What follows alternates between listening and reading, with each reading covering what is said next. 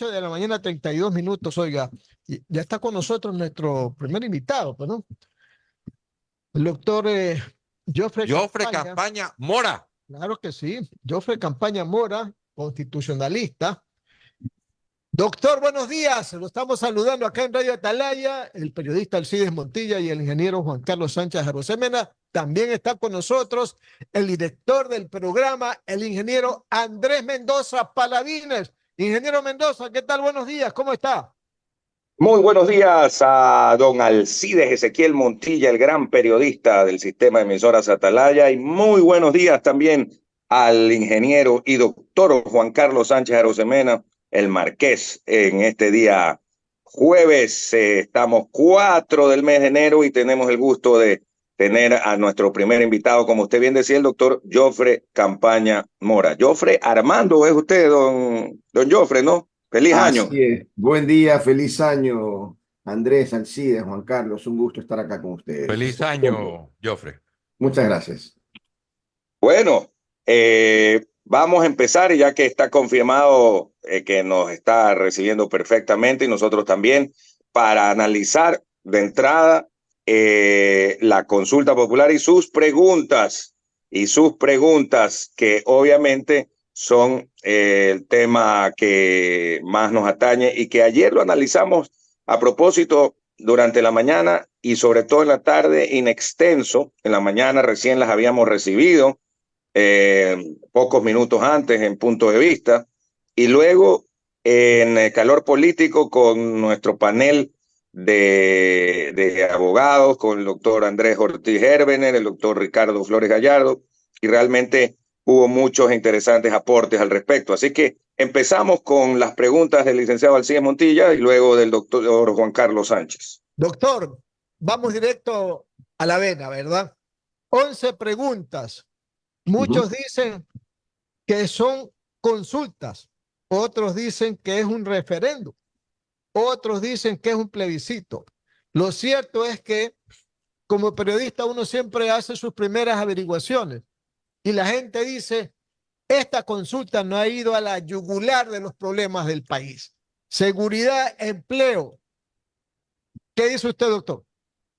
Bueno, creo que primero hay que hacer una precisión, ¿no?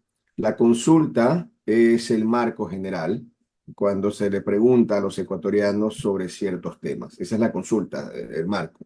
La consulta puede ser de dos tipos, o referéndum o plebiscito. Cuando es referéndum, cuando plantea transformaciones normativas, directas, legales. Ejemplo, ¿está usted de acuerdo en que se modifique el artículo tanto de la Constitución, por ejemplo, con este texto? Entonces le hacen una consulta directa que reforma las normas. En cambio, en el plebiscito, lo que le preguntan es su opinión, si está de acuerdo en ciertos temas, pero cuya respuesta no cambia nada inicialmente, salvo que se inicien procedimientos posteriores. Ejemplo, ¿está usted de acuerdo en que se hagan reformas al Código Penal para sancionar nuevos delitos? Usted dice sí, pero ¿cuáles son los nuevos delitos? ¿Con qué sanción? ¿Con qué pena? Etcétera. Nada de eso se puede lograr si no se inicia un procedimiento de reformas legales. Entonces, claramente la diferencia es, en el referéndum hay cambios normativos de aplicación y ejecución directa, inmediata. En el plebiscito hay que esperar los procedimientos que se cumplan. Esta consulta está conformada por un plebiscito.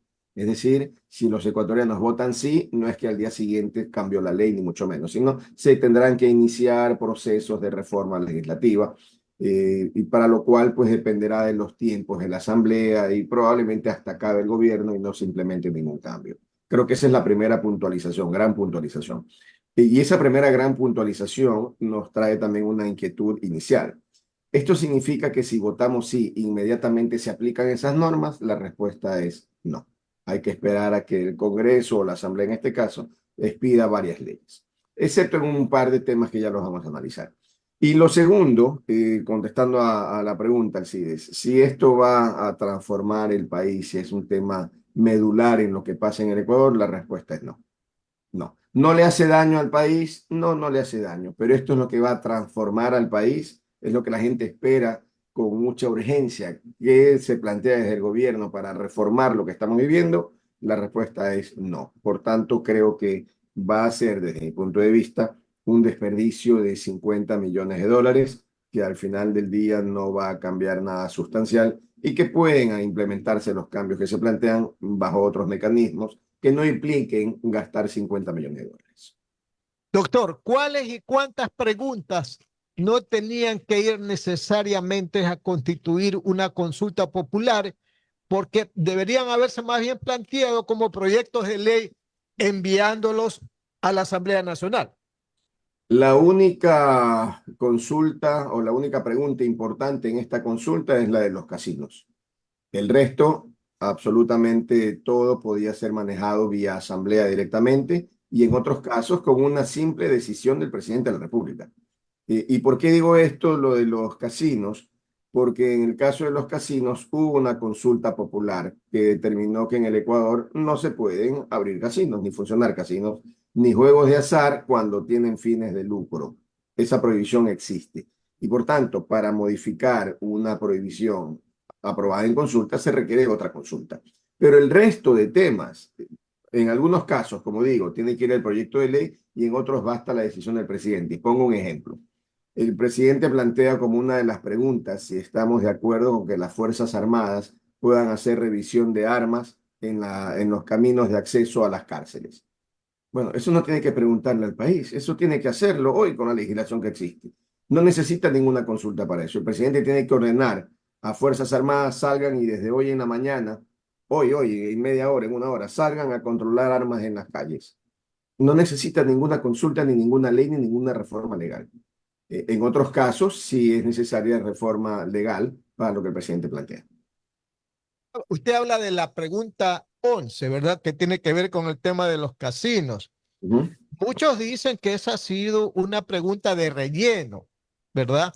Que, bueno, esta es una actividad que muchos conocen que aunque está prohibida, se juega en cualquier parte. Hay gente que se va a otros países a jugar en los casinos.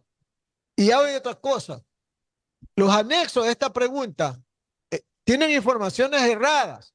De repente, y la jueza constitucional que está a cargo de elaborar la ponencia, de repente puede hasta inhabilitar esa pregunta porque el anexo contiene información errada, doctor. Veamos, más que inhabilitar la pregunta o no, yo creo que cuando se le plantea al país desde hace poco tiempo una gran reforma que fue a partir del propio presidente de la República, nunca se mencionó tema de casinos, jamás. El presidente siempre habló de reformas vinculadas con la seguridad del Estado, generación de empleo, etc. Nunca se mencionó casinos. De repente se presentan las preguntas y aparece una de casinos. Entonces sí es sospechoso y huele feo. Huele feo, ¿por qué? Porque todos sabemos que es un negocio millonario. Y entonces meter una pregunta que genera mucho dinero huele mal, huele feo. Sin perjuicio de eso, en la justificación que se hace, se cometen unos errores de bulto. En el primer caso, se dice que en la actividad de los casinos antes del año 2011 generaban 250.000 empleos directos en los 160 casinos que existían. Una simple división aritmética significa que cada casino generaba más o menos 1.500 empleos. Y eso pues es un tema absolutamente equivocado. Pero lo grave es que en el mismo documento, en la misma justificación, unos párrafos más adelante, se aclara que lo que se generaban eran 2.000 empleos directos y 5.000 empleos indirectos. Es decir, si el objetivo es generar empleo, y ese es el fundamento de la pregunta para permitir casinos, cuando se pueden generar 7.000 empleos versus el riesgo del lavado de activos que esta actividad implica, evidentemente hay una fundamentación limitada, porque yo me pregunto, ¿tiene sentido abrir las puertas al lavado de activos para generar 7.000 empleos? Es que no tiene sentido. Entonces me parece que la pregunta como tal es una pregunta que más allá de que los ecuatorianos puedan algunos estar a favor, otros en contra, Yo creo que todos coincidimos en que es un mecanismo idóneo para lavado de activos. Y eso es indudablemente peligroso. Tan peligroso que en la propia fundamentación de otras preguntas se justifica la consulta para combatir el lavado de activos. Sin embargo, se abre la puerta a los casinos que permiten lavado de activos. Entonces, contradicciones dobles en ese sentido. 8 de la mañana, 43 minutos. Radio Atalaya está presentando su programa de opinión política, Punto de Vista. Estamos dialogando con el constitucionalista, el doctor Jofre Campaña Mora. Más preguntas con mi compañero Juan Carlos Sánchez Arosemena. Juan Carlos. Gracias, Alcides. Jofre, ¿cómo te va? Feliz año. Felicidades, Juan Carlos. Y huele mal la pregunta, Jofre, como tú bien señalabas. Huele muy mal porque de las 11 preguntas, 10 de alguna manera tienen que ver con temas de seguridad, digámoslo así, ¿no? En el espectro amplio de la seguridad. Pero luego solo una toca un tema, llamemos así, de tipo económico, si se quisiera decir económico. Y claro, huele feo porque sabemos todos que la tía del presidente de la República, su familia, está pues obviamente en negocios hoteleros, en negocios inmobiliarios, en negocios hoteleros donde ya hubo casinos, pues y que hubo que cerrarlos casualmente a partir de la consulta popular que se hizo en el gobierno de Rafael Correa. Entonces, ciertamente la pregunta huele mal, mi querido Jofre. Y desde ese punto de vista, hubiesen habido otro tipo de preguntas que hacer, pues en el ámbito laboral, por ejemplo, que sí fomentan el empleo o fomentarían el empleo de manera inmediata, Jofre, y que sin embargo no se están haciendo. Entonces, este tema, pues, ciertamente a mí me ha generado, yo te diría, bastante desilusión de parte del presidente. No voy a plantear esta pregunta y luego 10 preguntas más, pues, que como tú bien señalabas, y hay muchos expertos que a los que he escuchado desde ayer que salieron, dicen cómo es posible que haga preguntas para ordenarle o solicitar a la Asamblea que se pronuncie al respecto cuando él lo podría hacer eso desde ahora. Tus comentarios, por favor, Jofre. Es correcto. Volviendo y de manera muy breve al tema de casinos. Si bien familiares de presidentes públicos y notorios que tenían casinos, esos casinos puntualmente no son los peligrosos. Los peligrosos son los casinos que sirven ciertamente para lavar dinero. Es decir, es muy difícil que alguien vaya al Hotel Hilton, al Hotel Sheraton, a lavar dinero. Se puede hacer en pequeñas cantidades eventualmente, pero son los otros casinos, digamos los otros 160 que existían, los que no tienen ningún tipo de control de ninguna naturaleza, Claro. porque de alguna manera los hoteles están controlados, pero son los otros que mueven enormes cantidades de dinero. Y como no hay control, y todos sabemos, y no vamos a inventarnos los controles, el Ecuador es un país tremendamente informal y que aún echa la ley y echa la trampa, y por tanto las posibilidades de lavado son enormes. Luego, en el otro tema, yo creo que hay una consideración de fondo importante. El presidente es un presidente interino. Eso es claro, es un presidente interino. Está por una situación excepcional, unas elecciones excepcionales. Y lo que esperaríamos es que en ese interinazgo se tomen grandes decisiones que provoquen grandes transformaciones. La pregunta es, ¿esta consulta que se presenta como la transformación política más importante del interinazgo cumple esas expectativas? Y la respuesta es no. Y cito ejemplos al canto, Juan Carlos. Por ejemplo, se propone en la consulta que se tipifique como delito, para lo cual el presidente tiene que enviar un proyecto de ley, la Asamblea a aprobarlo. Que se tipifique como delito la tenencia de armas que son de uso privativo de Fuerzas Armadas.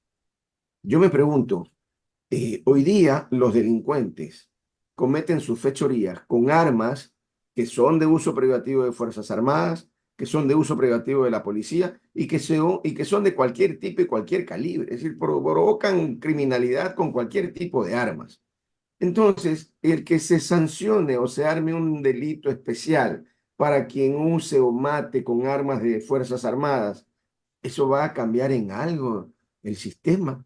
Pues absolutamente no, porque ya hoy día la tenencia de armas está penada. y el uso indebido de armas está penado y el tráfico de armas está penado. Entonces, poner un nuevo delito señalando que si las armas son de la policía o de las Fuerzas Armadas, entonces también será sancionado, parece inoficioso.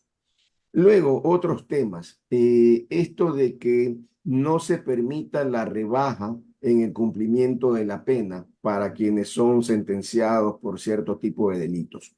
Si alguien hoy es sentenciado a 20, 25 años y sabe que puede salir a los 12, 13 o 14 años, que le digan ya no vas a salir a los 12 o 13 años y no te vas a quedar los 20, ¿es disuasivo para el delincuente? Pues no es disuasivo en nada. ¿Por qué? Porque quien está dispuesto, un sicario que está dispuesto a matar y sabe que si mata va a pasarse unos cuantos años, que su vida se acabó en definitiva. Le da igual si va a cumplir 15, 20, 25, 30 años encerrado.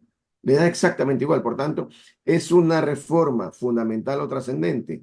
No, de ninguna manera. Enviar preguntas como la que mencionaba hace un momento, que si estamos de acuerdo en que Fuerzas Armadas controlen los accesos a las cárceles para saber si hay armas y que se lo haga de forma permanente o no esporádica. Pero si esa es una decisión del gobierno, hacerlo de forma permanente, tenerlo todos los Claro, días. No se requiere ni siquiera de estado de excepción. Puede así hacerlo es. hoy más tarde. Entonces, me parece que son preguntas tibias, inoficiosas, no trascendentes y lo más importante en esa línea, si los ecuatorianos votamos y decimos sí, entonces el presidente tendrá que enviar el proyecto de ley. Pero como no hay parámetros del proyecto de ley, porque son totalmente discrecionales, con la misma discrecionalidad la Asamblea tendrá que debatir lo que el presidente envió. Y la Asamblea puede modificar, ampliar, reducir, restringir. En definitiva, le estaríamos los ecuatorianos diciendo al presidente, legisle sobre tal tema en la forma que usted quiera y en la forma que la Asamblea quiera. Pero si eso lo pueden hacer el día de hoy sin necesidad de consulta.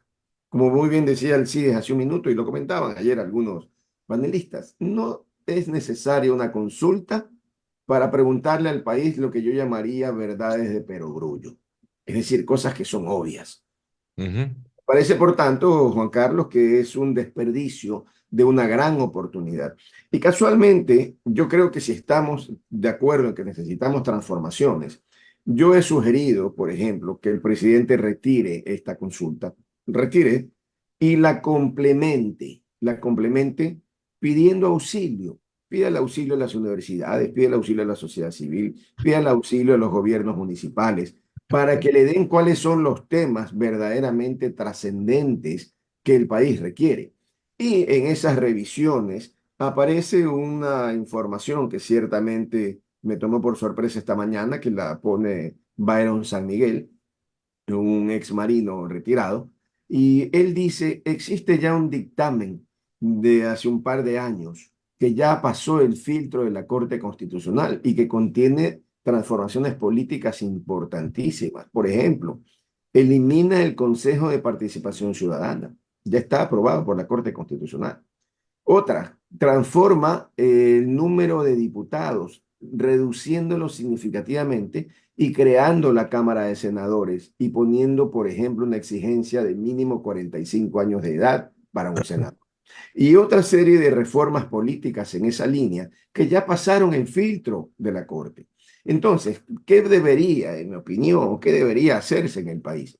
Tomar ese dictamen, que por cierto es el número 19R19 de la Corte Constitucional, y complementarlo con otras preguntas trascendentes, para lo cual se puede otorgar un plazo al país. Por ejemplo, debieran dar el mes de enero, universidades, sociedad civil, ciudadanos en general, efectúen todas sus aportaciones hasta fin de mes. Y tomando ya el dictamen aprobado por la Corte, complementando con las nuevas ideas que puedan surgir de la sociedad civil y de los gobiernos provinciales, municipales, preparar ahora sí, en el mes de febrero, un proyecto que transforme muchas cosas al Ecuador. Eso debería hacerse. Si no se lo hace y se mantienen en la tesis de que estas son las 11 consultas, pues será una consulta inoficiosa. Muy bien. Duque, ¿se encuentra usted por ahí? Nuestro director. Bueno, hasta mientras aparezca el ingeniero Mendoza. Estamos Ahí hablando estamos, ahí entonces. estamos, Ah, ahí bueno, estamos. bueno, ahí estamos, ahí estamos. Sino que Sí, no se salía el mute del, del aparato. Yo quería aprovechar y preguntarle a Jofre si es que esos dictámenes de la Corte Constitucional siguen siendo válidos. Es Sí, sí, decir, sí, sí, sí, sí, aunque totalmente. hayan sido para otras consultas. Sí, porque fue un proceso por una iniciativa de algunos ciudadanos, curiosamente de Santo Domingo, los Colorados, que tomaron la iniciativa, prepararon el proyecto, lo viabilizaron, recogieron firmas, etcétera, y esto fue a la Corte Constitucional como un primer paso del control que la Corte debe realizar. Y ese dictamen está vigente. Es cuestión de tomarlo y enviarlo el día de mañana.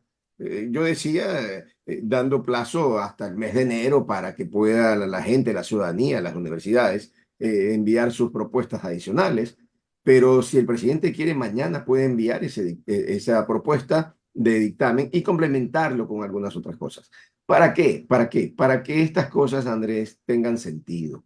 Porque si la decisión del gobierno es gastarse 50 millones, pues ayudémoslo a que se gasten bien, no con estas preguntas intrascendentes, sino, bueno, quiere gastárselos, aprovechemos ese dictamen que ya está dictado, que es válido, que es aprovechable y complementémoslo con información adicional. ¿Qué es lo que ocurre? Y todas las comparaciones son odiosas, ¿no? Todas son odiosas, pero hay grandes temas, hay grandes temas. Por ejemplo, y cito uno. Hoy por hoy hay un problema enorme de provisión de agua potable en Guayaquil, en Durán y en muchos otros cantones del país. ¿Por qué no se puede avanzar mucho con la provisión del agua potable? Porque está prohibido en la Constitución. Entonces, temas como esos, eliminemos en una consulta esa prohibición y O sea, lo que está pensemos. prohibido no es Jofre, no está prohibido la provisión, está prohibido es cualquier tipo de inversión privada. Exacto, pero Sí, veamos, el agua potable se genera ¿cómo? Se genera con inversión. ¿Tienen los sí, de municipios acuerdo. dinero? No, no tienen dinero. ¿Por qué Durán no tiene agua potable? Porque el municipio de Durán no tiene los millones de dólares que se requieren para agua potable. ¿Por qué Guayaquil tiene Y enormes también porque sectores? se los han robado, Sí, sí, pero sí, aparte correcto. de eso, ¿por qué Guayaquil no tiene en el 100% de su territorio agua potable? Porque la Constitución limita nuevas inversiones. ¿Cuál es la razón para limitar inversiones en agua potable? Entonces, hay casos que están Un tema ideológico en su momento, básicamente. exacto, que ya pasó. Entonces, vivamos sobre realidades. Como ese, hay muchos otros temas que deben modificarse. Yo he mencionado, por ejemplo, en la reforma política. ¿Es justo que tengamos una asamblea con tantos legisladores que simplemente obedecen a los dueños de los partidos?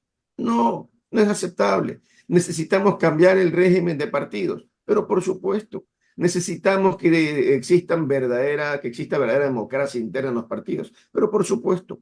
Entonces, hay muchos temas que pueden transformarse y muchos otros que son trascendentes, que lo he mencionado también en otros foros. Por ejemplo, hoy día estamos los ciudadanos desarmados a expensas de los delincuentes, totalmente a expensas de los delincuentes.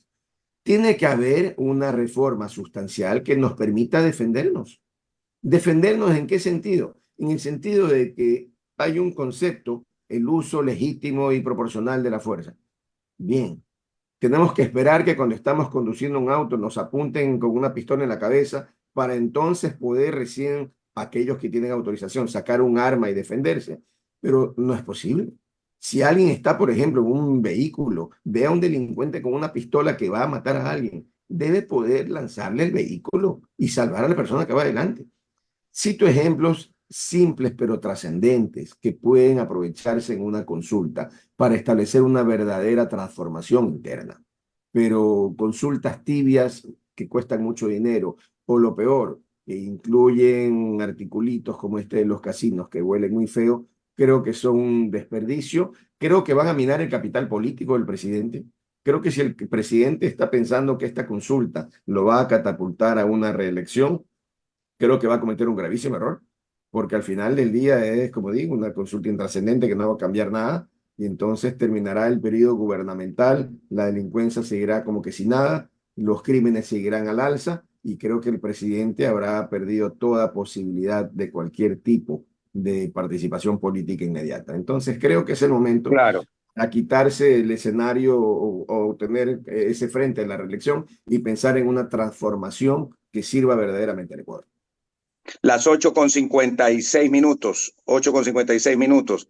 Una consulta ahí dentro de lo que tú manifiestas. ¿Y no será que la consulta quiere hacer preguntas que justamente no le generen olas? Y que, por ejemplo, esta de los partidos políticos, a lo mejor varios de los partidos salen en contra y se vuelven contestatarios de la consulta. El tema del agua, que es tan importante y vital, de pronto por ahí sale la gente del movimiento indígena y dicen que no. Es decir, que es una consulta light. Claro, es que ahí viene la pregunta, Andrés. ¿Para qué la consulta? La consulta es para tener en un cuadrito armado que el presidente ganó la consulta. ¿Esa es la importancia?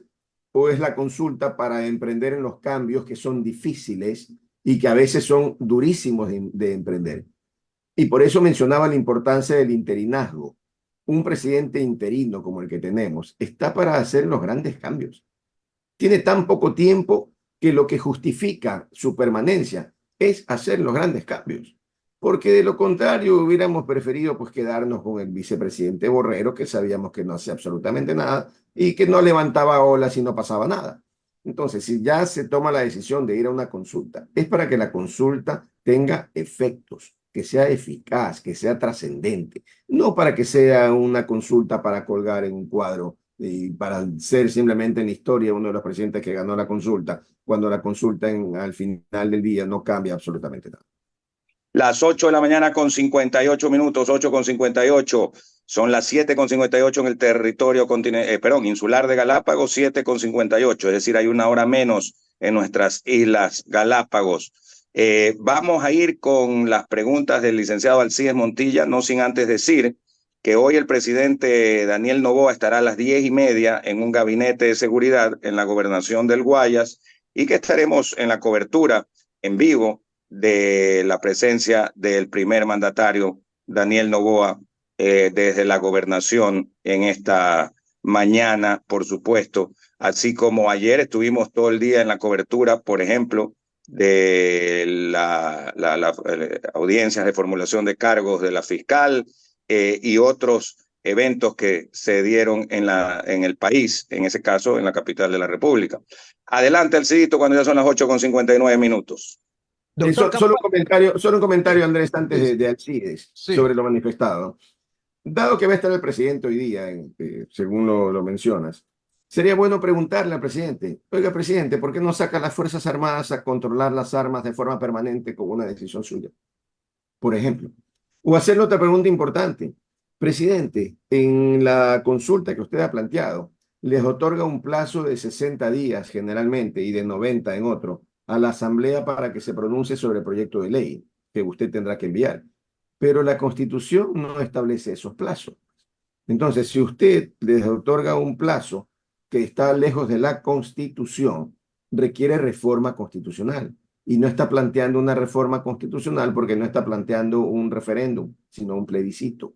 Y por tanto, muy probablemente, la Corte Constitucional le va a decir que usted no puede poner plazos a la Asamblea. Creo que son preguntas importantes y claves que ustedes están en la posibilidad de hacerlo. Ojalá exista esa posibilidad. Interesante, ojalá lo vamos a traspasar a ver si hay la posibilidad de hacérsela directamente. Doctor Campaña, es verdad que en las redes sociales y en las conversaciones que siempre uno tiene con amigos, ninguno, por lo menos en lo que a mí corresponde, con excepción del presidente que ha dicho que lo ha defendido y los señores de las Fuerzas Armadas. Pero ahora que usted habla de la probabilidad de que la consulta se regrese al presidente, por el ámbito de la inconstitucionalidad, yo no veo que la Corte lo vaya a hacer, porque parece que como que el presidente Noboa, en el contenido de las 11 preguntas, no quiere que por ese ámbito le devuelvan las preguntas. Entonces, ¿cómo hacer La Corte podrá devolver las 11 preguntas diciéndole al presidente, rehágalas. Y si las rehace, hay que ver si acepta por el presidente algunas nuevas preguntas trascendentales que, como yo le decía al inicio de la conversación, que vayan a la yugular, que vayan a la vena. Por ejemplo, ahora con el tema de la fiscalía, por ejemplo, ¿no le parece que es la oportunidad de darle una especie de refuerzo, de respaldo institucional, económico, de infraestructura a la fiscalía, dejándola que dependa del Consejo de la Judicatura? Para poner un tema, doctor, de los muchos, podríamos hablar de la bicameralidad, de la reducción de los asambleístas, de que los mismos se elijan en la segunda vuelta, etcétera, etcétera. Y una última, todavía no hablamos del tema económico, para nada. Y el tema laboral, ¿por qué no lo metemos ahí también, doctor?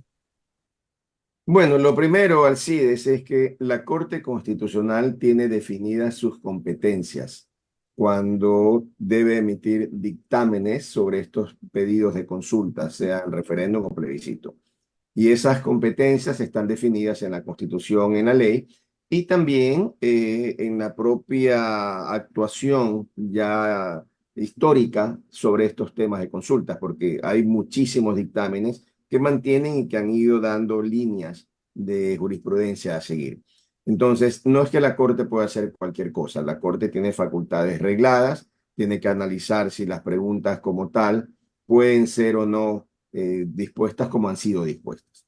Y la Corte emitirá su dictamen y ese dictamen es vinculante y obligatorio. Y si no hay un dictamen que dé luz verde para las preguntas, el Consejo Electoral no puede convocar a elecciones, No. digamos, a la consulta, ¿no? Entonces, eso es como primer punto claro de lo que puede o no puede hacer la Corte Constitucional. Lo segundo es que el presidente sí puede retirar las preguntas si quiere, o puede presentar alcances a las preguntas si él quiere. Es decir, es un trámite que puede hacerlo. Y coincido en lo tercero absolutamente. La consulta debe ser trascendente para el Ecuador. Es decir, los ecuatorianos no podemos ser llamados a decir en un momento dado si queremos o no control permanente de los militares sobre las armas en las ciudades. No, esas son decisiones que debe asumirlas el presidente. Los ecuatorianos debemos ser llamados para las grandes transformaciones, para decisiones significativas. Y efectivamente, parte de lo que se echa en falta en esta reforma, aparte de que no modifica sustancialmente nada, es que no aborda los temas acuciantes, los que de verdad agobian al ecuatoriano normal. El tema de seguridad, porque si bien las preguntas tienen relación con la seguridad, no significan un correctivo inmediato, y aún aprobándose las leyes, no hay mayor transformación, por tanto son inocuas, por decirlo menos. Y lo segundo es que la segunda gran aspiración en lo que afecta al ecuatoriano, el tema de la falta de empleo y la crisis económica que vive el país.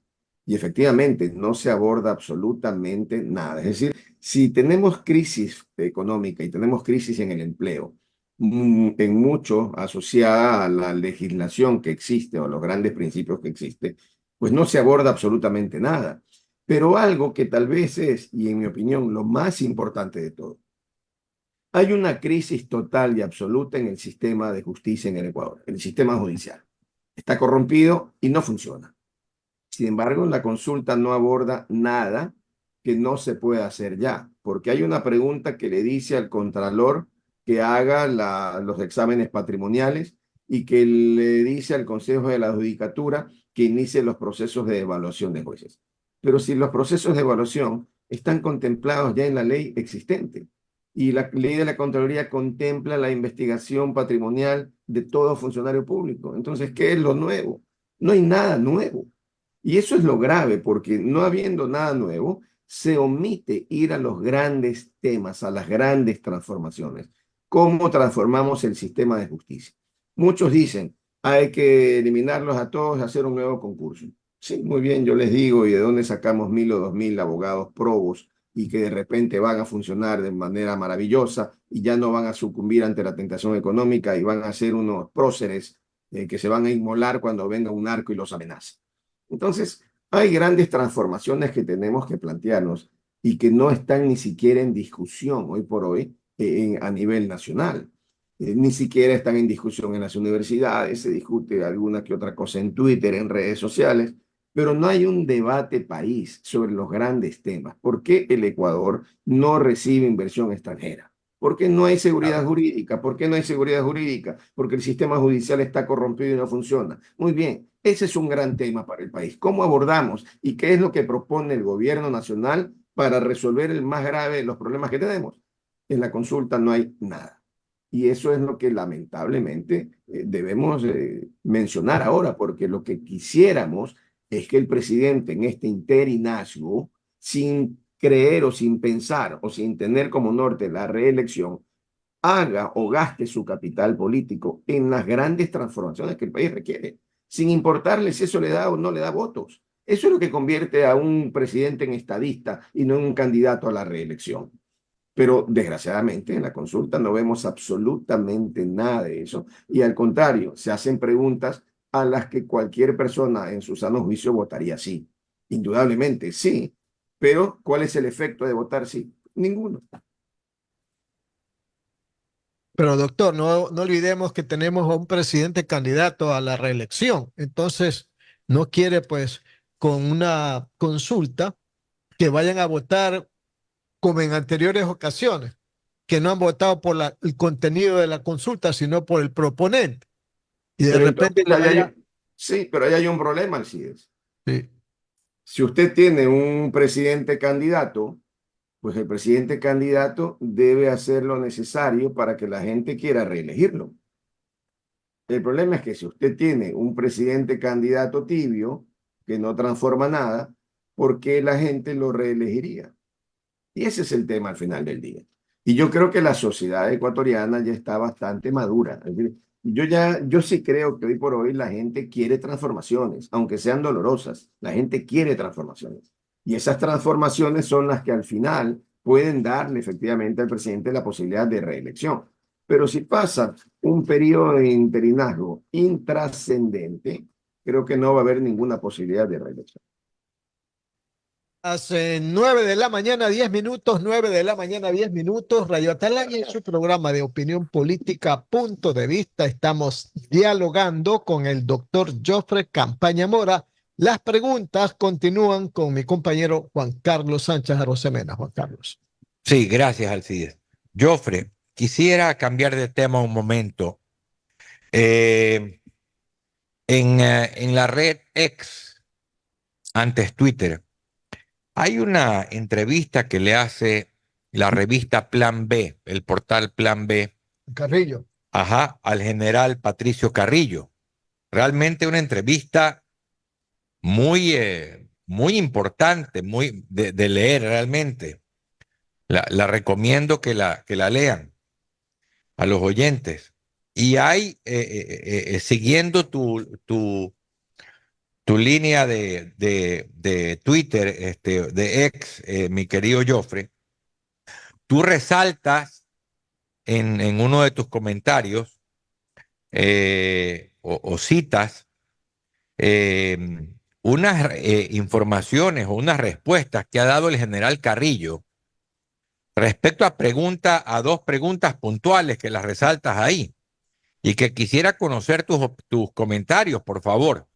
En la una, cuando se refiere al tema lo que dice la fiscal, que aparece un pago de $250,000 a un juez de Santo Domingo para liberar a Jorge Glass, en esto estaría comprometido el general Pablo Ramírez, que fue el director del SNAI para esa época. Dice, ahora que usted está fuera del gobierno, ¿hubo un pacto político para liberar a Glass? Y aquí la respuesta del general Carrillo. Creo que Francisco Jiménez jugó un rol muy opaco en todas estas cosas. Indiscutiblemente que el gobierno de Lazo favoreció a la salida de Glass. Y en la segunda pregunta, y con esto termino para por favor escucharte con tu comentario, por favor, Jofre. La pregunta que hace el portal es la siguiente. ¿Pactó este funcionario con el correísmo para sacar a Glass? Se refieren a Francisco Jiménez y el general dice, no puedo responder a eso porque no he participado en alguna reunión, pero los indicios dirían que al menos fue negligente en lo que al Ejecutivo le correspondía para frenar la salida de Jorge Glass. Quien debería responder es el funcionario que manejaba la política. Estas declaraciones del general Carrillo son tremendas, mi querido Joffre. ¿Qué Son opinas tú gravísimas. de esta entrevista que realmente es muy reveladora? Son gravísimas. Yo he podido leer la entrevista con mucha atención, porque independientemente de los cuestionamientos que se hagan o no al general Patricio Carrillo, hay muchos temas que tienen mucho sentido, mucha lógica y mucha gravedad. Para comentar estas dos preguntas, Juan Carlos, hay que poner en contexto y el país no debe olvidarse qué pasó con la salida de Jorge Glass. Ajá. Recordemos la salida de Jorge Glass. Se presentó ante un juez de Manglar Alto, un Ujú. habeas corpus. Y el argumento era, ¿por qué Manglar Alto? Porque no sabemos dónde está Jorge Glass, cuando se sabía que estaba detenido en la cárcel de La Tacunga. Y hubo las declaraciones del director de la cárcel que mencionó que hubo un conato de levantamiento y que por tanto pusieron en custodia a Jorge Glass para preservar su seguridad. Entonces se valieron de ese amotinamiento para sostener, como no sabemos dónde está Jorge Glass, presentamos en Manglar Alto. ¿Y qué ocurrió en Manglar Alto? Ocurrió que el cuerpo encargado de defender al Estado no dijo ni tío. Es decir, un silencio cómplice, sospechoso, rarísimo, que causó la indignación del país. ¿Y quién era el ministro responsable y jefe en ese momento? Era el señor Jiménez. Y Jiménez. hoy día, ese contexto histórico que hizo presumir si había o no un pacto para sacar a Glass, creo que con estas declaraciones del general Carrillo se confirma. Es evidente el pacto que negó desde el propio presidente de la República.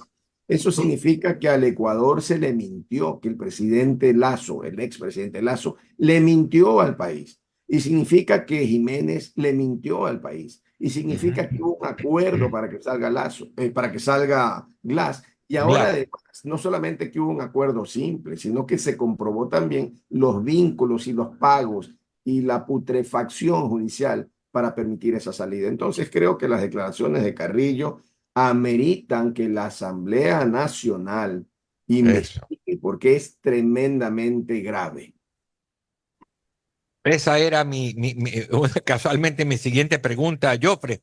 ¿La Asamblea podría entonces llamarlo al ex ministro Jiménez, ajá, para que ahondar sobre este tema y al mismo general Carrillo, Joffre? Por supuesto que sí, la Comisión de Fiscalización debe investigar este tema porque esta es solamente la punta del ovillo. Y Claro, cuidado de esta investigación se deriva un proceso penal que involucre al propio expresidente Lasso y quién sabe si al propio ministro Jiménez y a quién sabe cuántos otros funcionarios que manipularon aparentemente a la justicia ecuatoriana a través de pactos políticos. Y eso sería simplemente, no solamente la constatación de lo que era un secreto a voces de este pacto del gobierno de Lasso, sino también que se aliaron o se coludieron para la comisión de delitos. Tremendamente grave, debe ser investigado por la Asamblea e inclusive la propia Fiscalía General del Estado, ante una noticia que ya es pública, porque es una entrevista abierta que está publicada desde el día de ayer, así tiene, es. creo yo, la misión de investigar, porque es gravísimo. Y esto puede ser un complemento del caso Metástasis, que en definitiva no es otra cosa que la vinculación del narco con la política.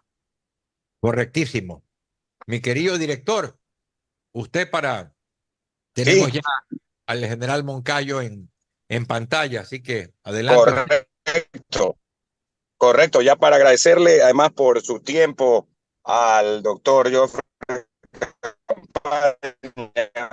y la verdad que me he quedado muy sorprendido. Me he quedado sorprendido de Patricio Carrillo. como usted dice, la Asamblea puede perfectamente llamar a indagar al ex ministro de Gobierno, el doctor Francisco Jiménez Sánchez, al respecto, porque la verdad es que nos deja ahí un manto de dudas y de preocupaciones respecto a aquello que ha dicho cuando justamente era el ministro del Interior, Patricio Carrillo, en esos momentos. Estimado Jofre, muchísimas gracias. Solamente quería terminar